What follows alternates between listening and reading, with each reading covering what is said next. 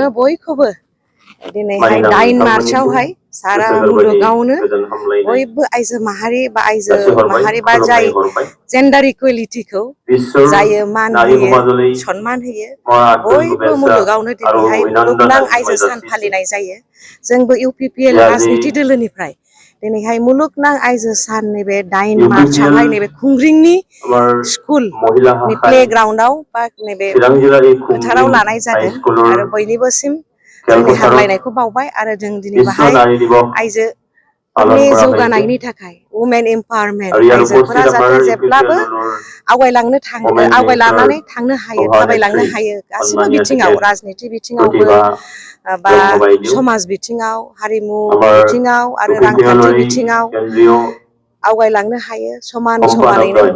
बे असिलायैनो दिनै जोङो बाहाय सांग्रां मेल बादि बाहाय जोङो अपेन सेसनबो दोनदों सेन्ट्रेल UPPL आइजो गांखंआ लोगो माने चिरां जिल्ला आरो बिजनि जिल्ला UPPL जों लोगो लानानै नैबे खुंग्रिंनि नैबे फोथाराव लानाय जादों दिनै मुलुगनां आइजो सानखौ दिनै जोङो बाहाय माखासे गेम्स एन्ड स्पर्ट्स दोनदों आरो बाहाय जोङो हारिमु बिथिङाव जोङो कम्पिटिसन दोनदों आरो जोंनि मेन टीमानो जाहैबाय एमब्रेसिं इकुवेलिटि जोङो बयबो समान जोंहा संबिजिराव समान मोनथाय दङ गतिके जाहाथे जोङो समानथायखौ बोजबनानै लानि होननानै एमब्रेसिं इकुवेलिटिनि टीमखौ जोङो लादों जोङो बयबो मिथिगौ आइजोआनो समाजनि सिनस्रि जायो आरो ओंखायनो फै जों बयबो समाज नाङैनो जोंनि सिनस्रिखौ गोख्रों खालामनि जाहाथे समाजा सारिय' बिथिं आवगायलांनो हायो जोंनि आइजोफोरनि शिक्षा दिक्षाया मोजां जानांगोन आइजोफोरनि साइस्थ' बा वेलफेयार स्किम्सफ्रा मोजां जानांगोन आइजोफ्रा इक'नमिकेलि एम्पावार्ड जानांगोन आरो दिनै भाई बिनि थाखायनो जों नैबे खुंग्रिं BCDC सिङाव थानाय नैबे ओनसोलाव जोङो जोबोद आइजोफोरखौ आलाय-आथानि जानायनि जोंहा गोबां भिक्टिमाइजेसन जानायनि जोंनियाव नुनो मोनदों जोङो बाहाय जाहाथे जोङो नैबे ओनसोलावनो फैनानै जोङो UPPL राजनिति दोलोनिफ्राय मोनसे मोजां गोख्रों टीम बानायनानै नैबे जोंनि आइजोफोरनि जेंनाखौ जाहाथे जोङो सुस्रांनो हायो बिनि थाखाय जोङो आखायाव खामानि मावनो लादों जोङो माने मादार्स क्लाब दिनैहाय बाहाय जोंनि मानगोनां BTRनि चिफ प्रमद बर' सारा बेखौ लन्च खालामगोन आरो जोङो बाहाय दिनैहाय मोनसे मोजां सिनेमा सोरांनि लामा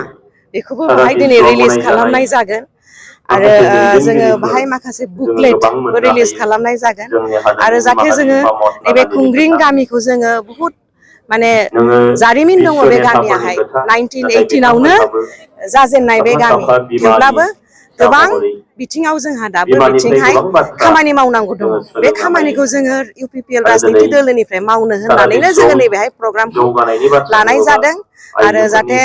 आइजोफ्रा बयबो मोजाङै समानै आवगायो डिजिटेलि दिनैहाय डिजिटेल जुग जाहाथे नैबे आरो दिनैहाय इउनाइटेड नेशंस वुमेन आइजोफोरनि टीमानो जाहैबाय digital innovation and technology for gender equality जाहाथे जोङो बे इनोवेशन बे डिजिटेल जोंहा जे सुबिदा दङ टेक्न'लजि साइन्सनि जे टेक्न'लजि दङ जोङो बेखौ जाहाथे आइजोफोरनो होनो हायो जोङो कभिडनि समाव नुनो मोनदों नैबे ओनसोलनानो अनलाइननि माखासे सुबिदा अनलाइन क्लासनि सुबिदा मोनैनि थाखाय मोजां सासे गथ'आ सुइसाइड जानायखौ जोङो नुदों आरो दिनैहाय गासिबो अनलाइनसो एप्लिकेसन खालामनांगौ जाहाथे जोङो बे डिजिटेल रिभलिउसनाव आइजोफोरखौबो बाहागो लानानै जोङो माने इकुवेलिटिखौ लाबोनो हायो बेनो जोंनि थांखि गोजोन्थों बर' आइजो हाबा जाखानाय खारनाया जोंहा बे हारिमु बायदि जालांनो हमदों नाथाय बेहाय जोङो बेनि सायावहाय जोङो बिराद गोख्रों माने गोख्रों जोङो माखासे पलिसिखौ लादों नैबे चाइल्ड मेरिज बा उन्दैयाव हाबा जानाया जोंहा जोबोद दुखुनांथाव माने क'क्राझारा बिटिआरनि हेडक्वार्टारबाबो सारा आसामाव 4 नाम्बाराव गोलैनानै दं चिराङाबो जोबोद गाज्रि इमेज जानानै दङ बा पार्सेन्टेजफोरखौ दिनै जोङो लिफलेटआव दिहुननाय जादों बेखौ जाहाथे जोङो बोस्रांनो हायो बेनि थाखाय जों मावगोन उन्दैयाव हाबा जायोबा देहायाबो थिग जाया देहायाबो गोरलै जायो आरो सोलोंथाइखौबो मोजाङै मोननो हायैयाव न'खरखौबो मोजाङै नायनो हाया बाहायनो दिनै उन्दै जानानै थैनायनि पार्सेन्टेजआबो जोंना IFR इनफेन्ट मर्टेलिटि रेटआबो जोंना बिराद गोजौ IMR मेटारनेल मर्टेलिटि रेटआबो जोंना जोबोद गोजौ जाहाथे जोंनि गेजेरनिफ्राय बे चाइल्ड मेरिजखौ जोङो बोस्रांनो हायो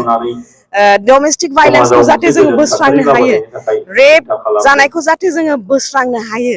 आरो जाहाथे खोमसि फोथायनायखौ बोस्रांनो हायो बेखौ बेनि थाखायनो जोङो गोख्रोङै खामानि मावनो थाखाय दिनै आखायाव लादों गोजोन्थों आथिखालाव जेरैहाय जोंनि नैबे ओनसोलाव फरायनायनि रिजाल्टफोरखौ नायोबा दिनैहाय दहाय होननाय बायदि जोंहा गेम्स एन्ड स्पर्ट्स दङ जोङो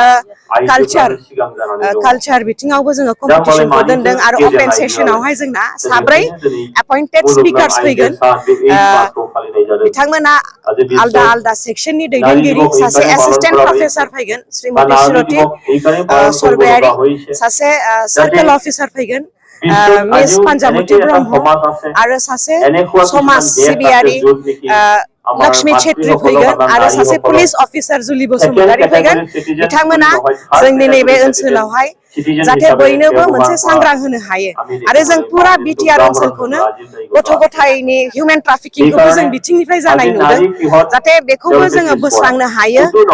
बिनि थाखायबो जों खामानि मावनो लादों आरो पुरा बिटिआरखौनो जाहाथे गथ' गथायनि थाखाय रैखाथि होनो हायो बिनि थाखाय जोङो गोहोम मोनसे गोगोम थांखि माखासे लानाय जादों